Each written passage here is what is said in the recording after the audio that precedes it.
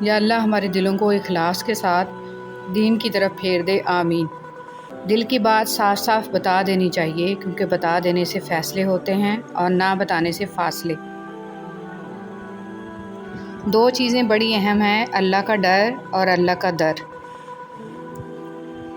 زندگی کا یہ ہنر بھی آزمانا چاہیے، جنگ کسی اپنے سے ہو تو ہار جانا چاہیے۔ اے اللہ مجھے برے وقت سے بچا لینا، بے شک تیرے سوا کوئی بچانے والا نہیں۔ نبی کریم صلی اللہ علیہ وسلم نے ارشاد فرمایا، جو آدمی خیانت کرنے والے کی خیانت کو چھپاتا ہے وہ خیانت کرنے والے کی مانند سمجھا جائے گا۔ یا اللہ پاک میرا اور میری اولاد کا دل اپنی عبادت کی طرف پھیر دے۔ حضرت علی رضی اللہ تعالیٰ عنہ نے ارشاد فرمایا، دوست کے ساتھ اس نمک کی طرح رہو جو کھانے میں دکھائی نہیں دیتا، لیکن اگر نہ ہو تو اس کی کمی بہت محسوس ہوتی ہے۔ حضرت علی رضی اللہ تعالیٰ عنہ نے ارشاد فرمایا، اللہ حاصل کو اگر پانا چاہتے ہو تو تہجد بڑھا کرو، کیونکہ جو نصیب میں نہ ہو اسے تہجد کی دعائیں مقدر میں لے آتی ہیں۔ میں اداس ہو سکتا ہوں، دکھی ہو سکتا ہوں، رنجیدہ ہو سکتا ہوں، مگر اے شیطان میں کبھی بھی مایوس نہیں ہو سکتا، کیونکہ میرے رب کی رحمتوں کی کوئی حد نہیں ہے۔ رسول صلی اللہ علیہ وسلم نے فرمایا، قیامت کے دن میں جنت کے دروازے پر آ کر دروازہ کھٹکھٹاؤں گا۔ پہرے دار کہے گا، آپ کون ہیں؟ میں کہوں گا، محمد۔ وہ کہے گا، مجھے آپ کے بارے میں کہا گیا تھا کہ میں آپ سے پہلے کسی کے لیے دروازہ نہ کھولوں۔ اللہ فرماتا ہے، جب جنتی لوگ دوزخ والوں سے پوچھیں گے کہ تم کس وجہ سے دوزخ میں ڈالے گئے ہو، تو وہ کہیں گے، ہم نماز نہیں پڑھتے تھے۔ اے اللہ میری عزت کے لیے یہی کافی ہے کہ میں تیرا بندہ ہوں، اور میرے فخر کے لیے یہی کافی ہے کہ تو میرا پروردگار ہے۔ تو ویسا ہی ہے جیسا میں چاہتا ہوں، بس مجھے ویسا بنا دے جیسا تو چاہتا ہے، آمین۔ اگر کبھی کسی چیز کا غرور آنے لگے تو ایک چکر قبرستان کا لگا لیا کرو، وہاں آپ سے بھی بہتر انسان مٹی کے نیچے دفن ہیں۔ حضرت علی رضی اللہ تعالیٰ عنہ نے ارشاد فرمایا، انسان مایوس اور پریشان تب ہوتا ہے جب وہ اپنے اللہ کو راضی کرنے کی بجائے لوگوں کو راضی کرنے میں لگ جاتا ہے۔ اللہ کی لعنت ہو اس شخص پر جو ماں اور اولاد میں جدائی ڈالتا ہے اور بہن بھائیوں میں تفرقہ پیدا کرتا ہے۔ حضور پاک صلی اللہ علیہ وسلم۔ فرمان مصطفیٰ صلی اللہ علیہ وسلم، سب سے افضل صدقہ روٹھے ہوئے لوگوں میں صلح کرا دینا ہے۔ وقت کتنا بھی برا ہو گزر ہی جاتا ہے، لیکن رویے، لہجے اور الفاظ ہمیشہ یاد رہتے ہیں۔ صحابی درخت اردن کے لکودک صحرا میں 1450 سال پرانا، حضور صلی اللہ علیہ وسلم نے سفر شام کے دوران چھاؤں فراہم کرنے پر اس درخت کو دعا دی تھی۔ پرانا خبر شریف۔ حجر اسود،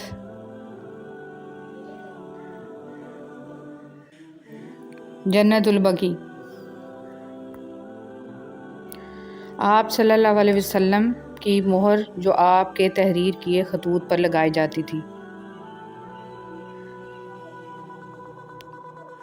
مقام ابراہیم، غار ثور،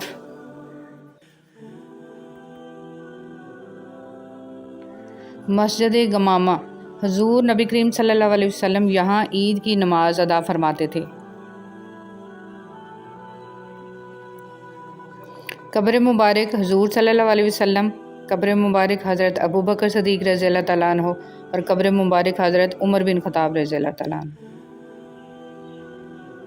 خنجر منصوب حضرت زکریا علیہ السلام، آسا مبارک حضور صلی اللہ علیہ وسلم، خنجر منصوب حضرت ابو بکر صدیق رضی اللہ تعالیٰ عنہ، خنجر منصوب حضرت علی رضی اللہ تعالیٰ عنہ کوفہ، نیزہ منصوب حضرت علی رضی اللہ تعالیٰ عنہ کوفہ، چھرا منصوب حضرت مسلم بن عقیل کوفہ، اور تلوار حضرت ابو بکر صدیق رضی اللہ تعالیٰ عنہ۔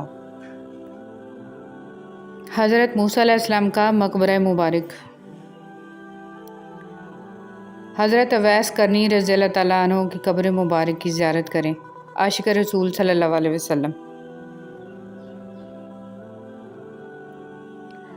یہ وہ جگہ ہے جہاں نبی پاک صلی اللہ علیہ وسلم نے مدینہ منورہ ہجرت کر کے پہلی نماز پڑھی تھی۔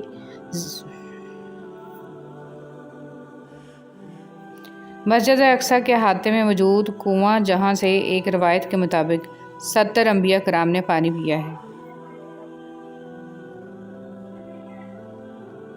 پہاڑ پر محمد صلی اللہ علیہ وسلم لکھا ہوا ہے۔ یہ وہ مبارک کنواں ہے جہاں نبی پاک صلی اللہ علیہ وسلم بکریوں کو پانی پلانے جاتے تو پانی خود بخود اوپر آ جاتا۔ سبحان اللہ۔ وہ مقام جہاں پر سیدنا موسیٰ علیہ السلام پر تورات نازل ہوئی۔ آپ صلی اللہ علیہ وسلم کا عصا مبارک۔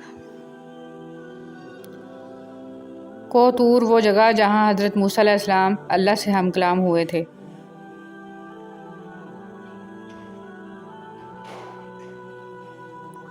ترکی کے میوزیم میں محفوظ کھجور کا وہ تنا جس کی ٹیک لگا کر آپ صلی اللہ علیہ وسلم خطبہ دیا کرتے تھے۔ اس کائنات کے عظیم الشان عاشق رسول صلی اللہ علیہ وسلم حضرت سیدنا بلال حبشی رضی اللہ تعالیٰ عنہ کی قبر انور، ملک شام۔ حضرت عثمان غنی رضی اللہ تعالیٰ عنہ کا مزار۔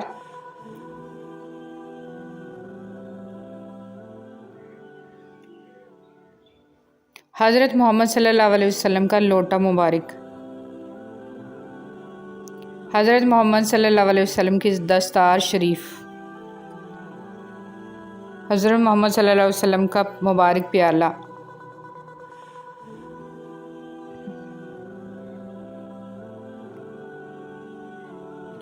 حضرت محمد صلی اللہ علیہ وسلم کی تلوار۔ خلائی تحقیقی ادارے ناسا نے بالآخر مان لیا کہ چاند 2 ٹکڑے ہوا تھا۔ یہ معجزہ میرے آقا نے اپنی مبارک انگلی سے 1400 سال پہلے کیا، جس پر سائنس آج پہنچی ہے۔ وہ حصہ جہاں سے چاند 2 ٹکڑوں میں بٹا، غار ہرا۔ سبحان اللہ۔ میں قربان اس بابرکت مقام کے مسجد اقصیٰ۔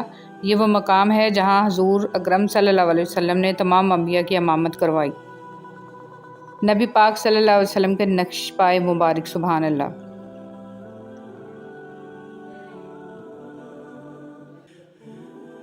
حضرت محمد صلی اللہ علیہ وسلم کی تلوار الماسور۔ آپ صلی اللہ علیہ وسلم کو اپنے والد سے بطور وراثت ملی۔ یہ وہ مسجد ہے جہاں پہ حضور صلی اللہ علیہ وسلم نے مدینہ شریف میں اپنی پہلی فجر کی نماز ادا کی۔ سبحان اللہ۔ یہ وہ کنواں ہے جس میں حضرت یوسف علیہ السلام کو ان کے بھائیوں نے پھینکا تھا۔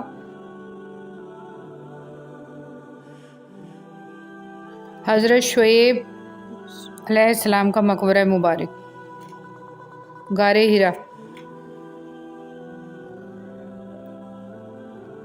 مسجد براسہ میں موجود وہ پتھر جس سے مولا علی رضی اللہ تعالیٰ عنہ نے پانی نکالا۔ فلسطین میں واقع حضرت یوسف علیہ السلام کا روضہ مبارک۔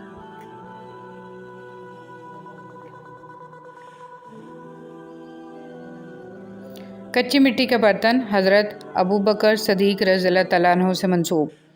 خانہ کعبہ کی پہلی چابی۔ زمزم کے کنویں کا کور۔ ماشاءاللہ۔ بسم اللہ الرحمن الرحیم۔ السلام علیکم ورحمۃ اللہ وبرکاتہ۔ اللہ ہمیشہ آپ کا نگہبان اور مددگار ہو، آمین۔